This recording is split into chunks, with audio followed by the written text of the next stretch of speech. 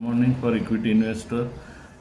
Bad news की हे war आता सेकंड वीकमध्ये आलेलं आहे आणि सेकंड वीकमध्ये ज्या इंटेन्सिटीने हे वॉर सुरू आहे त्यामुळे हे दोन्ही देश एकमेकांना म्हणजे संपवण्याच्या तयारीने युद्ध करतात. अशा पद्धतीचं ते युद्ध आहे. त्यामुळे त्याचा परिणाम साहजिक आता क्रूडवरती व्हायला सुरुवात झालेली आहे. क्रूड आजच्या सकाळी जवळजवळ 20 ते 25% वाढलं आहे. त्यामुळे जर क्रूड वाढलं तर त्याचा फिस्कल डेफिसिटवरती इतका भयंकर परिणाम होतो.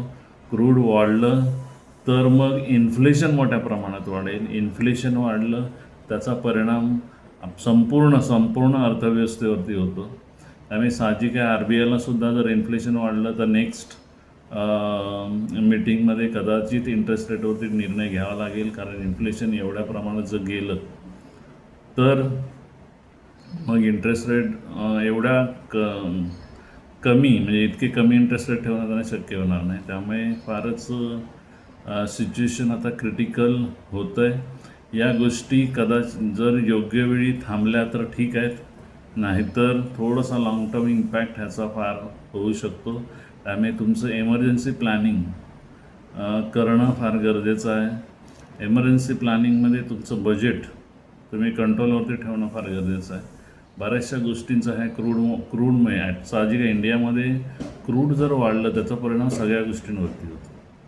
त्यामुळे तुमचं बजेट जे काय अननेसेसरी खर्च असतील ते टाळून या सिच्युएशनला कसं हँडल करता येईल हे हँडल करणं फार गरजेचं आहे.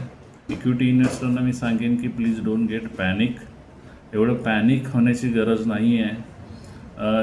जिथपर्यंत हे वॉर चालू आहे तोपर्यंत म्हणजे मार्केटमध्ये जे करेक्शन आहे ते चालूच राहील. त्यामुळे त्याच्यामध्ये काहीच फरक पडू शकत नाही. जिथे हे युद्ध थांबेल तिथे सिच्युएशन इम्प्रूव्ह व्हायला सुरुवात होईल. त्यामुळे लेट्स प्रे टू द गॉड दॅट की this war will end as soon as possible. कारण हे ओव्हरऑल ग्लोबल इकॉनॉमीलाच फार त्रासदायक होणार आहे. त्यामुळे I will just suggest 2 things.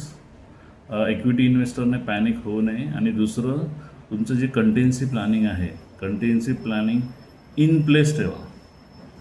कुठेही तुमचे जे एक्सपेन्सेस आहेत अननेसेसरी एक्सपेन्सेस हे कंट्रोल ठेवा. कारण आता कदाचित जर क्रूड बॉम्ब पडला म्हणजे क्रूड जर भयानक वाढलं तर इन्फ्लेशन महागाई फार प्रचंड प्रमाणात वाढेल त्या ठराविक कालावधीमध्ये. योगायोगाने आपल्या देशामध्ये तशी काय भयंकर परिस्थिती नाही आहे.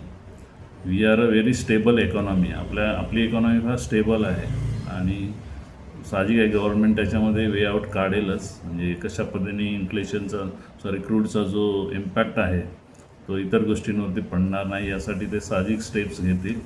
पण तरीही त्याचा परिणाम सगळ्या गोष्टींवरती जाणवेल. त्यामुळे डोंट गेट पॅनिक आणि तुमचं कंटेन्सी जे प्लॅनिंग आहे ते इन प्लेस ठेवा. कंट्रोलमध्ये ठेवण्याचा प्रयत्न करा जोपर्यंत हे युद्ध चालू आहे तोपर्यंत. थँक्यू.